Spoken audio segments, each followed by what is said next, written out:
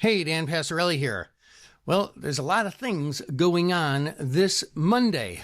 We had a really pretty miraculous comeback from Friday.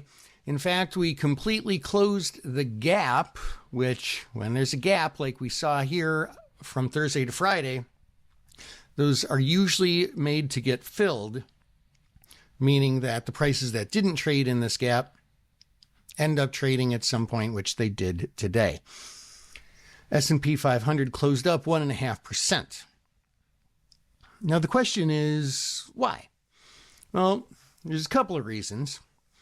The first reason is that with the jobs data that we had come out Friday, and with comments from the Fed with the sudden departure, voluntary departure apparently, of one of the Fed governors, and involuntary departure of the head of the Department of Labor and all the implications surrounding that, it does look like there's a pretty darn good chance that interest rates are going to get cut pretty darn soon.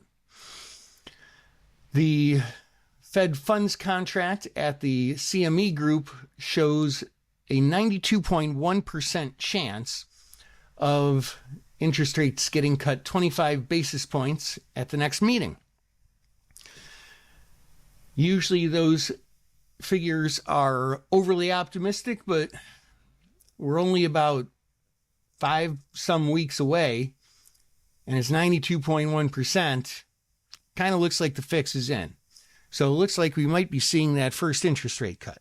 Now, the other piece of bullish news that came out today is that the EU has decided to postpone their tariffs on the United States for 6 months while they have a chance to negotiate more.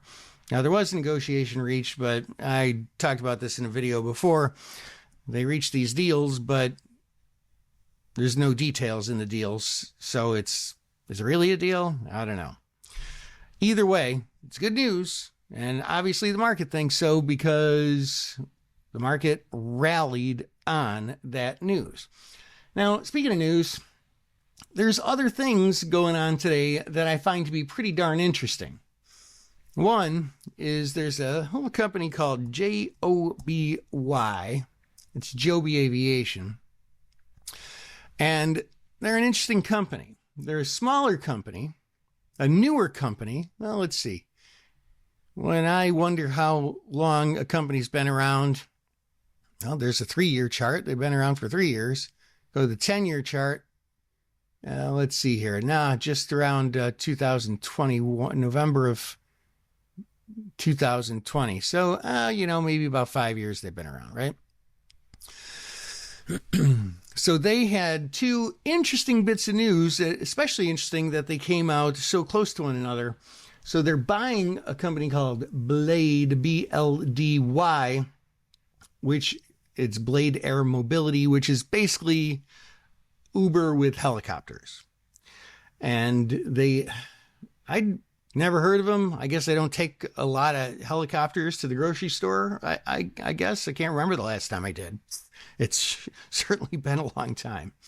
But they actually handled 50,000 passengers in 2024. Now, obviously, that's not like millions like Uber would, but I mean, they've got a business. The other bit of news is that they announced a strategic partnership with L3 Harris Technologies, that symbol LHX, to jointly develop a new class of hybrid gas engine powered takeoff and landing aircraft. Because that's one of the things that they make. They make VTOLs and eVTOLs.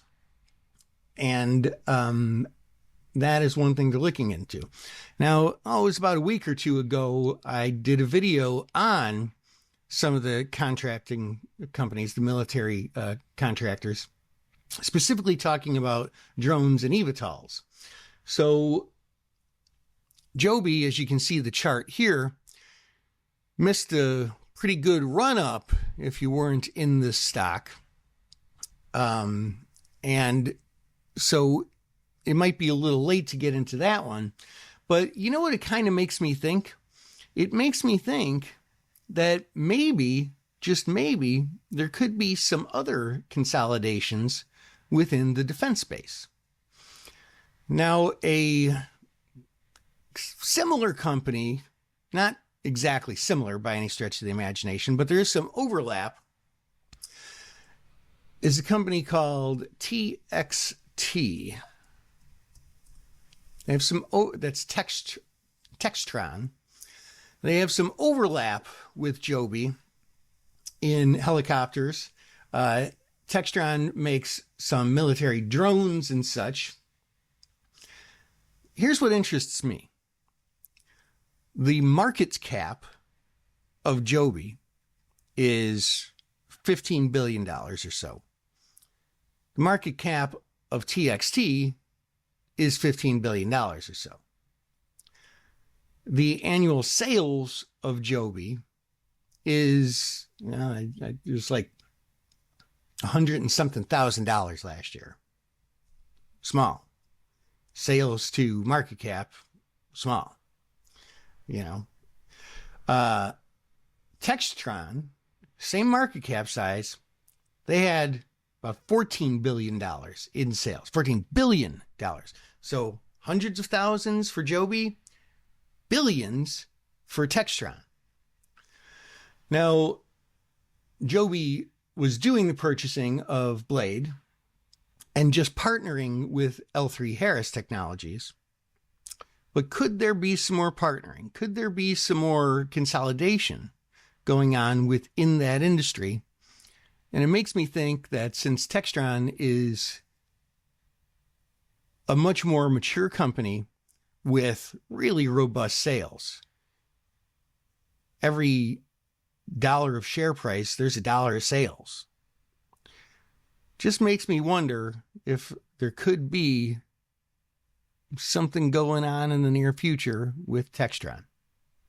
So there's my thoughts for the day. Hope that helps. This is Dan Passarelli, Trade Smart.